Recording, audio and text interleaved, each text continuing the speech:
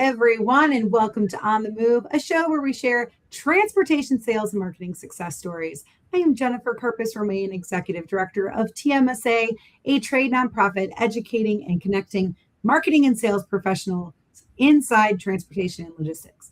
Today on the show, I'm very excited to have Ben Adams, Customer Success and Onboarding Manager at COFC Logistics. How you doing, Ben? I'm great. How you doing, Jen? I'm good.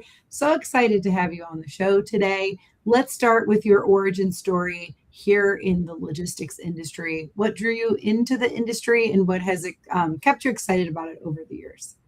Yeah, so I'm sure my story sounds a lot like everybody else's in this industry. I got in completely by accident. So I was actually studying marketing and international business at the University of Toledo. I needed a internship to complete my graduation requirements. So I actually was interviewing for a marketing position at a small 3PL local here in Toledo. And unfortunately, I did not get that position. I was really pretty bummed about that. But a couple months later, I got a call back from the owner. He actually reached out to me. He said he had a logistics coordinating position open. I had zero idea what that was, what that meant at that time. But he just kind of talked to me. He told me he had a lot of faith in me, loved my energy, and that kind of stuff, and really wanted to bring me on. So I said, you know what the heck? Let's go ahead. Let's give it a try. And then from there, just kind of stuck around in the industry, and just kind of moved from company to company, and just kind of moved up the ladder there. I love that. Yes, I think there's the people who have family legacies that, pass it down, but most of us just end here by accident, but then we stick around because it's a fast-paced, fun industry, and once you're here, you don't really want to leave. So we're happy to have you here. But I really wanted to talk to you because your title, Customer Success and Onboarding Manager, it's a long one, but it's one that you don't hear every day in the industry. You do have like the marketing side, the sales side, but I really love that you are in charge of the customer success and onboarding. Those are two really, really big pieces. So how would you describe your role and the impact it has on the overall success of your company? Yeah. So officially, my title with my company is actually Business Development Manager. Uh, but that really doesn't fit my day-to-day activities. It was a role that was created, and they thought I was going to be filling that, but they actually hired our VP of sales, and he kind of took on a lot of those tasks that they really wanted. But the title just kind of stuck. So my boss will even joke, here's my business development manager who's not a business development manager. We got these tools. I'm sure everybody's using them now, these AI chats. I plugged in a lot of my tasks, and then just said, hey, just curious, what job description does this fit? And it shot out customer success and onboarding manager. So I was like, you know what? I'm going to roll with that. And it just kind of stuck. So, I just kind of ended up using it that way on LinkedIn. But technically, my title is business development manager. But I think for the most part, I think, I add value in my position by being a middleman, not only a middleman for my company, directing sales and operations and connecting them together, but also for our customers as well. So a lot of times when a customer has an issue or, a problem, they don't know who to go to, I'm their first contact there. They'll reach out to me. I'll be able to direct them in either direction, no matter, which part of the organization it belongs to. Great. And I think a lot of attention goes into winning new business, but the experience immediately after the sale can really determine whether that customer stays or not. So what do you see as a strong handoff from sales to onboarding? Yeah. So our company's a little different. We're a niche little company here. So for us, a strong handoff really starts on the sales side. I would say our sales team does a really good job, with getting involved with the customers and starting that relationship. So when a deal does close, they don't just send me or our company, a name, an email of who to send out the contract paperwork and whatnot.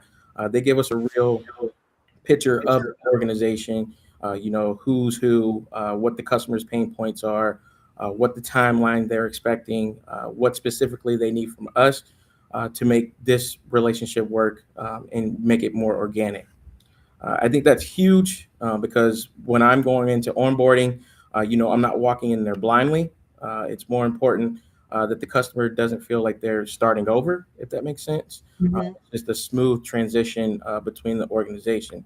And then once we get onto the onboarding, once I get into the training piece of it, I know any questions that they've had for the sales team.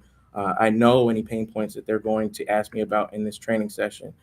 So it's just kind of like that little heads up and that smooth transition in between sales into what I'm going to take on next is really huge.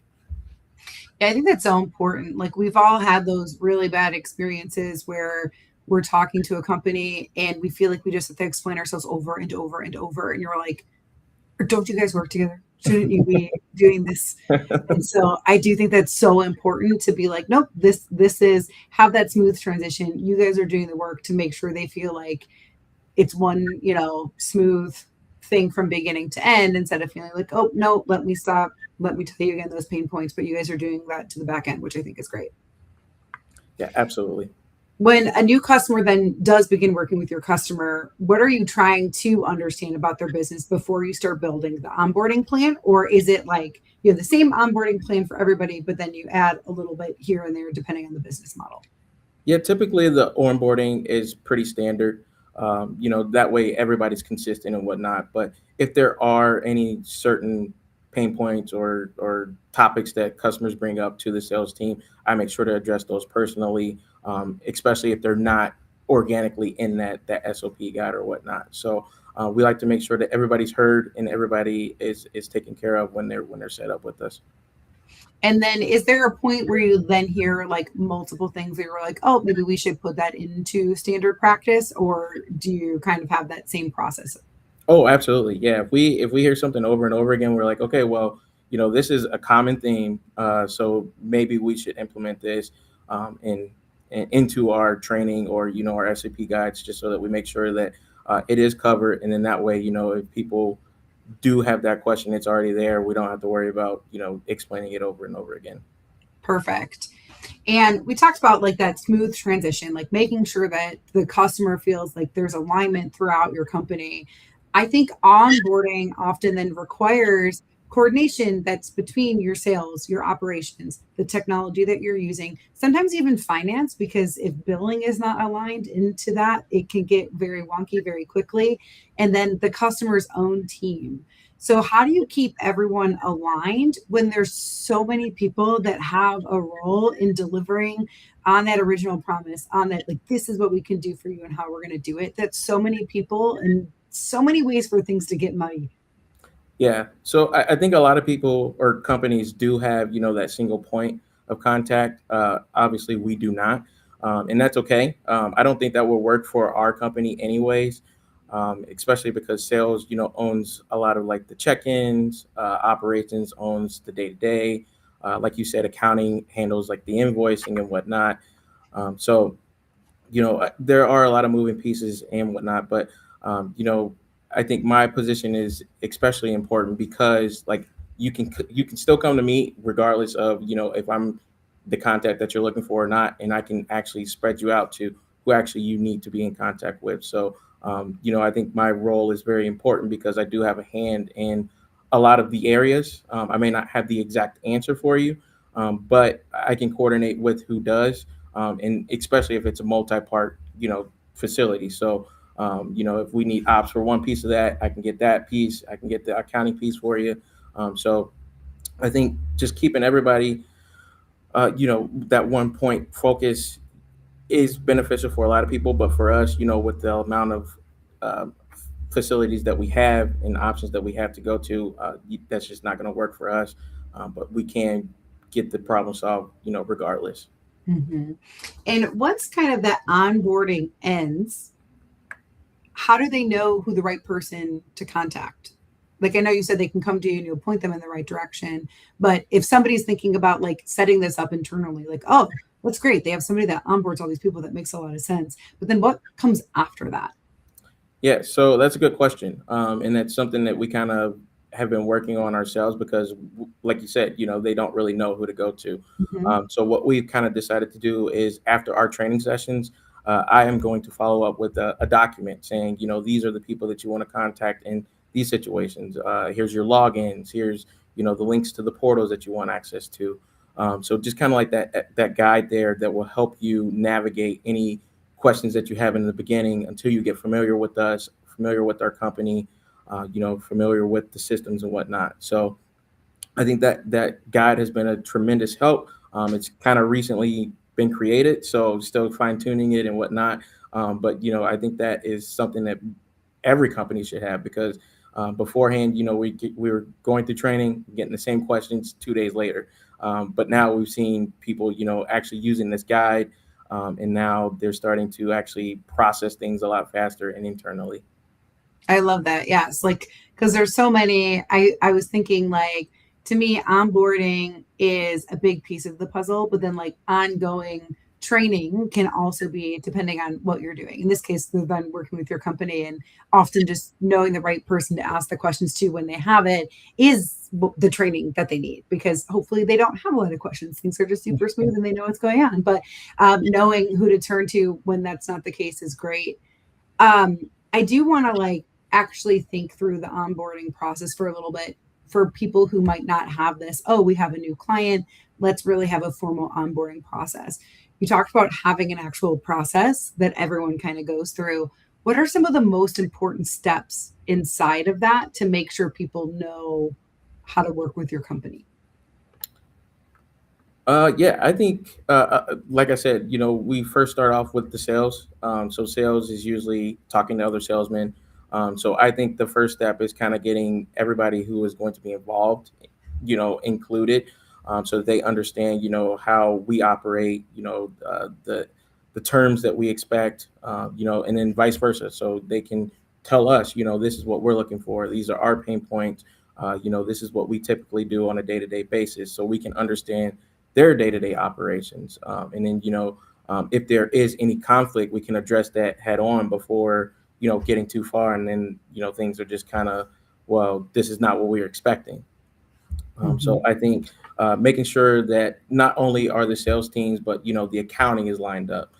The accounting teams talk to each other. This is how we process payments. This is how we want the payments. So then that first time that you get your first shipment, there's no hangups on the payment side, right? Because nobody wants to not get paid. Um, Mhm. and then operationally, like you said, like who do you contact? Because if something goes wrong, you want to know who do I need to get in touch to instead of going to me and then going to Bob and then going to Susie and then it's just a never-ending story, right? That's annoying for everybody. You just want an Mhm. answer.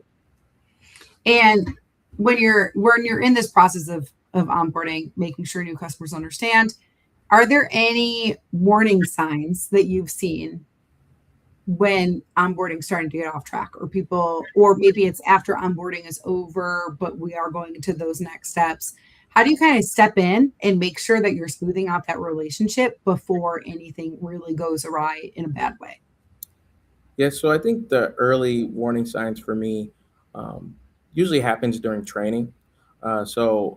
Especially if people aren't asking questions, or if they stop asking questions, that usually is a sign to me, that things are kind of either going wrong or just kind of not sinking in. And then we usually typically find that once they get into the system, they're having the issues that they should have probably asked during training, which is fine. We address them and I assist them when they need that. But I can tell if somebody's being really quiet or questions stop, that I can expect that once they get into the portal, they're probably going to have some issues and whatnot. So yeah, I think that's probably the biggest early sign for me. I think that's so important to address because a lot of times I think people have the misconception of like, oh, if people aren't engaging, if they're not communicating, it's because they get it. But no, you're like, no, that's when I know that things are going awry because it means that they're not following along or they're not like going in the order that they're supposed to go to, or the roadblocks or the things that most people ask questions about at this time, they're not asking. And it might not be because they're super geniuses who understand everything, but the opposite. It's just they haven't gotten to that part yet. And I think that's really important because I do think a lot of people would go in the other direction, like, oh, hands off, we're good to go now. They understand. And you're like, no, no, Yeah. they don't. They Yeah. don't. And I find a lot of times when I'm going through trainings, it's the operations people, right? So it's really hard to step away from operations. So, Mhm. you can't really step away fully. And I completely get that. For me, I'm lucky because that's my job. I get to step away and I get to only focus on that.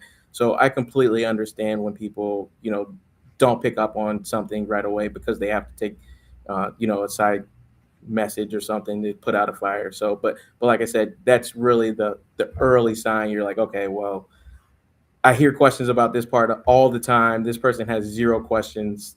All right, they're gonna come back. Mhm.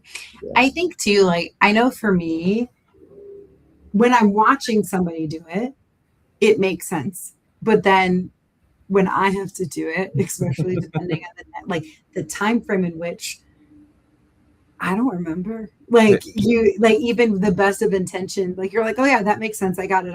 And then a week later, you go to do it. You're like, I do not remember a single thing that super nice man Ben taught me, and so I have to go back. So I do think it's good that you're prepared to handle those and you help people at the speed in which they need that help, which I think is a great plan for onboarding. Because yes, like you don't know when people are going to need it, and maybe it's a little bit later when they're actually getting in there and doing things themselves on their own for the first or second time, which is really important.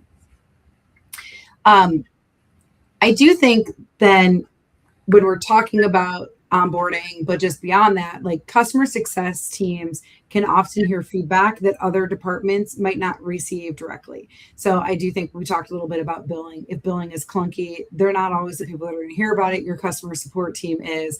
Or if sales overpromised something or said that you could do something and it's not actually happening in the way operationally, like that customer success team is the one that's hearing that feedback. The salespeople, they're off, they have already sold it. So how do you turn like what you hear from customers into meaningful improvement across the company and like making sure that that conversation doesn't just die with you but actually helps the company overall? Well, first off, it sounds like you are actually in my office because those scenarios, arise a little bit more than I like. So, but no, I think that's a good question, especially because a lot of my tasks are kind of root analysis and just kind of finding pain points that are repeatedly occurring and whatnot. So I think it's very important because we track those patterns across customer feedback, or we track and see certain support tickets that we're seeing frequently and whatnot. So not just the individual complaints, but the single tickets will only tell you so much of the story. But if you're starting to see a pattern and consistency, that tells you that the process isn't working right. Mhm. So, like for example, um, a few years ago, we actually implemented a brand new CRM to actually help our customers, help us respond faster to our customers, keep things more organized for our customers as well. And it was a brand new system for both us and customers. We thought it was going to be very beneficial, and it is very beneficial. But a lot of our customers who don't use us every day found it difficult because they're not using it every day. They, like you said, what Mhm. happened last week is completely out of their mind, Oof. right? Out of sight, out of mind. So they just kind of got lost in it and really dug in and just hated it, right? So what I suggested to our vice president and our ops team was kind of coming up with a solution that would be beneficial for everybody, right? So people can continue to use this system, we can continue to use this system, but also they can reach out to us in the old way, which is email.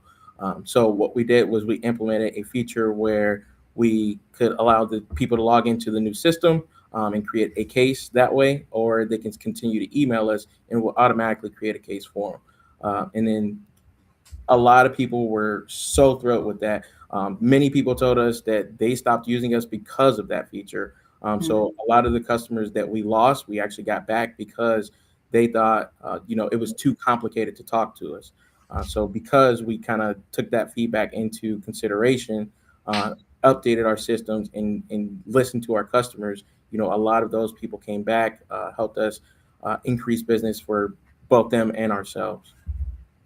I think that's really important. You listened, you're like, okay, we created a process that we thought was going to make things better. And for some people it did, but for a lot of people it didn't. So how do we then still use the technology that we invested in internally, because that's important, but how do we also make it a way that we can be impactful for customers who we may have lost, and then also help educate them that there is a new way for them to use the old way, I guess, for that. But like, hey, we listened to you, we understand, we tried something, it didn't work, but this is what we did to make it more successful. And I think that that is such a real and transparent way to do business. And I'm not surprised that that brought people back in, because they're like, oh, we liked working with you, just that was really complicated, but now we can do this differently. So and it's funny because my next question kind of talks about that, because transportation can be this really unpredictable environment, and even a really strong customer relationship can eventually face like a difficult shipment or a service disruption, a missed expectation or something. And so I kind of want to dig into what you just talked about even more, because you said you brought them back. And so how did you learn about communicating with customers when things don't go according to plan? But how do you take that feedback and create a communication that then brings them back so they know? How do you kind of work through those disruptions?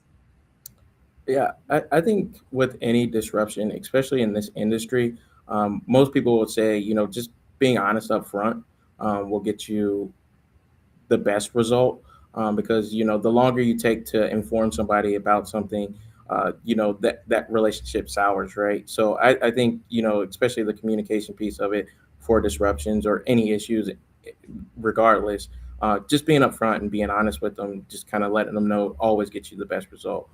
But with that being said, like you mentioned, kind of following back up with people, once you make those changes and whatnot, I think is very important, because if you don't, how else will they know that that was done?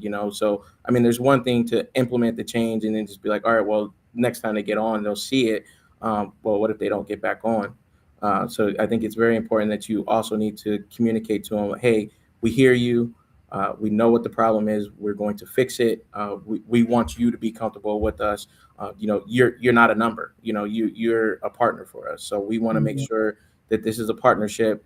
So we want what's best for us, but we also want what's best for you as well. And I think it's very important that you communicate that, so that they do feel that, because every relationship in business is a human relationship, right? And everybody Mhm. wants to be felt. Yeah. And as companies think more seriously then about retention, about the customer experience, do you think that roles like yours will become even more common in the industry? So I think circling back to my original story about how I came up with the role, Mhm. uh, that is probably pretty much an everyday occurrence for a lot of people in this industry. So I think more people are doing this and just don't realize it. They just don't have that title to it, right? Mhm. So I think that will probably, I don't know. I think maybe people will start to realize, hey, maybe this is what I should be called or whatnot. But I think in this industry, everybody has not just one hat; they have multiple hats, right? So I think some people are probably already doing this job; they just don't even realize it, or what it's called. So I think maybe seeing this will help organizations realize, hey, we need a specific person to actually do this to maximize the benefits of this program. Mhm. I like to sit in the words for a minute. So, like we say, customer success. To me, that's the overall picture. And then there's the term like customer service and customer experience. And the way I always look at that is customer service is what you're actually putting out into the world to serve your customers. Whether that's, oh, the new CRM, we did this, we put this, we thought this was going to be easier. This is how we wanted them to talk to us. Customer experience is the experience that your customers are having about that service. So in your like example here, their experience was not what you expected. And so the customer success wasn't as high as you wanted it to be because what you were putting out wasn't what they wanted to receive. Like the way I use that is like there's a push and pull, but you want them to align. And if you don't have someone like you said, hey, a lot of my job is looking at the data, seeing it isn't just because okay, it's the same as me with conference surveys. Okay. And there's gonna be one person that hates everything. It's just kind of part of business, right? But you look at the trends, you look at okay, what are multiple people saying of ways that we can improve, or what did they really, really like that we want to make sure we bring back, especially when you're trying new things. Looking at that aggregate of data is really important. So if you don't have someone like yourself that's sitting in there and actually looking for those trends and making sure that what your service is putting out is equaling the experience that they're getting, then you may be missing a lot of information. So I really love that you do have a dedicated person that's looking at those trends, making sure that you're hitting those markers that you want. Because I do think like I worked in the CRM world for a while, but like what people were thinking their experience wasn't really what was going on. You used a real world example of that. You are not alone, by the way. That happens across a whole lot of things, and because people want to communicate in different ways, and the hard part is people want to communicate in different ways, but they want all those communications to be connected now. So like I want to talk to you in a live chat. That's my preferred method because I'm a busy lady. So I'm doing things over here and I want to put the live chat on this screen and you pop up and tell me the information I need while I'm doing the other things. I don't want to sit on hold on the phone and I don't want to wait to hope you get back to me in an email. That's just me, but other people are different. But I do want, if I'm talking to you on the live chat and then I do have to call you, I do want you to know that I had talked to you on the live chat. And so that's like another piece of the puzzle is like, how do we put all those pieces together? And I think until you have dedicated person or people that are really like, okay, this is who our, customers are talking to us. This is how they're talking to us. This is what their needs are to get that information. We don't know. And so I do think that more business leaders should think about how those pieces all come together and who needs to do that. And also, even if you have a dedicated person, you, Ben, are not the only person that is talking to the customers. You just mentioned all the people, the accounting people they might be talking to, the salespeople they might be talking to, the operations, all of those people. So we need to make sure that they know who they're supposed to be talking to too. It doesn't help if only you know, because if then they call one of those other people and they're wrong, then what? And so I think I love that you're like, nope, I created this guide because you can give the guide internally too. Hey, if XX customer calls you about this, don't talk to them about it. Reroute them to the person who actually knows what they're talking about on that topic, because that's a whole different thing, right? When people are just like willy-nilly talking about stuff. So I do think it's pretty cool what you're doing. Yeah, thank you. Thank you. So one other thing I want to talk about, the coolness of Ben Adams, is you were actually named the TMSA's Member of the Year this year, which is a once a year honor that we give to members of the association. And part of why you won is because you serve both on our recognition and marketing committees. And I want to know what inspired you to become so involved into TMSA, and if and how that involvement influenced your career and how you approach relationships. Yeah, so initially I was a part of IANA's FLIP program. So a lot of people have probably heard of IANA. The FLIP program is their Future Leaders of Intermodal program. One of the requirements for that was to go to an outside organization event. So we chose TMSA's Elevate in 2025. Yeah. So it was actually the first time that anybody from our organization has gone. Me and my coworker went. We were beyond belief, of all the amazing stuff that people in our industry were doing with their marketing and sales teams. So I kind of took that back to my organization and talked to the leaders and was like, hey, this is all the cool things that people amongst, our peers are doing. Why are we not doing this? And they were like, okay, well, how do we do that? And I was like, well, that's a good question. We should be asking these people. So we decided that, I would join and just try and learn from everybody that I could. And so I was very fortunate, especially my first time being there, being paired up with my buddy, which I'm sure a lot of people are going to know, Eileen. Mhm. She is just, a wonderful human being and just a social butterfly and just the nicest person I've ever met. So she was very encouraging. She said, "Hey, um, I think you should join, an organization. Just see which one fits you." So I listened to, I think all of the meetings, and I couldn't decide which one I wanted to do, but I thought, the two that I could benefit most from at that time to get our program started was the marketing and recognition. So I joined those. I told both of them, hey, I have zero marketing experience, but I am a hard worker. You point me in the right direction, tell me what you need, I will get it done. And the leaders were incredible, are incredible.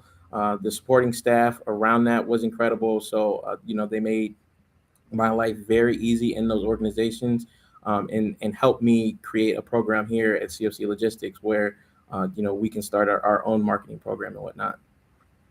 Well, we were so happy to have you. And yeah, so a few things in case for people who don't know, like TMSA structure and how it works. So we launched the TMSA Buddy program back in 2019, which came from, it was before I was even the executive director, but I was on the marketing committee.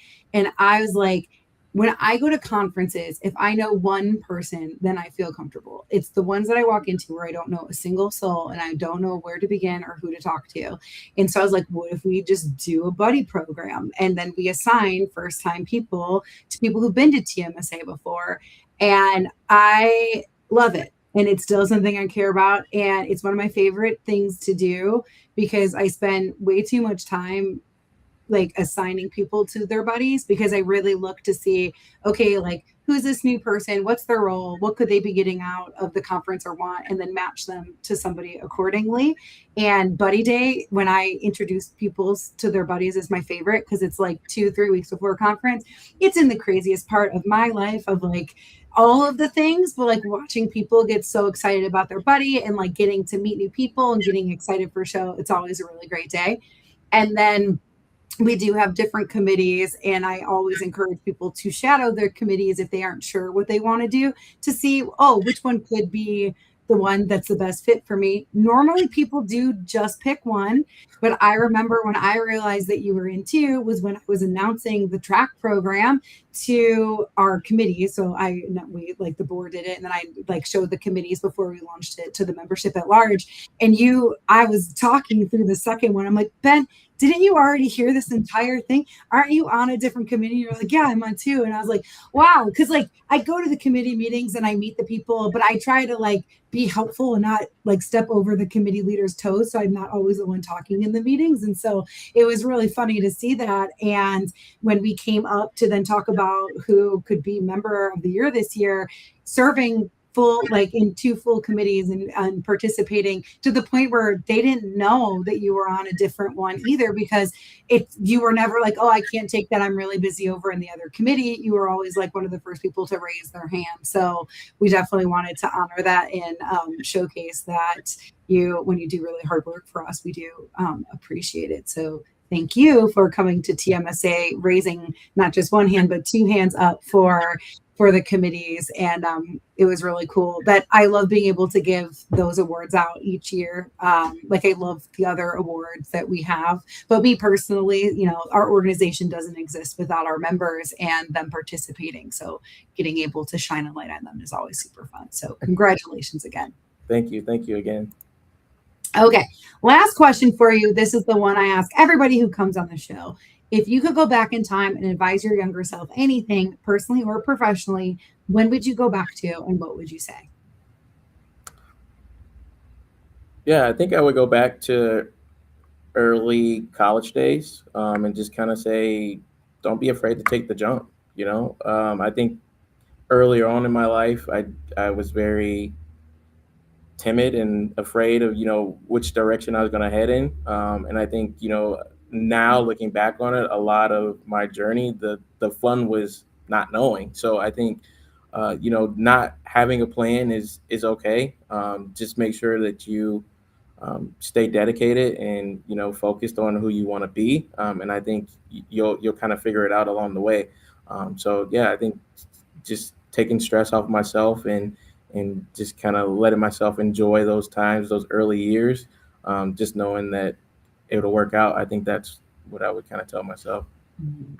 I think that's great advice. I always like to think like I don't know what's coming next, but I want to be as prepared as I can for it. So that way I can make the decisions I want to make and not because I have to. So like don't have to have a plan for the next 10, 20 years, but I do want to have the education, the resources, the knowledge to take me to the next level, whatever that is. So I think that's great. And yes, we could all go back to that time period and just have fun without responsibilities Yeah. again. Well, What I a think dream.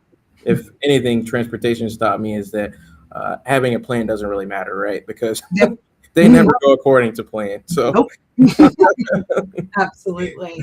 Well, thank you so much for being a part of TMSA and coming on the show this week. It was great to have you. And I will catch everyone next week. thanks, Jen. Bye bye.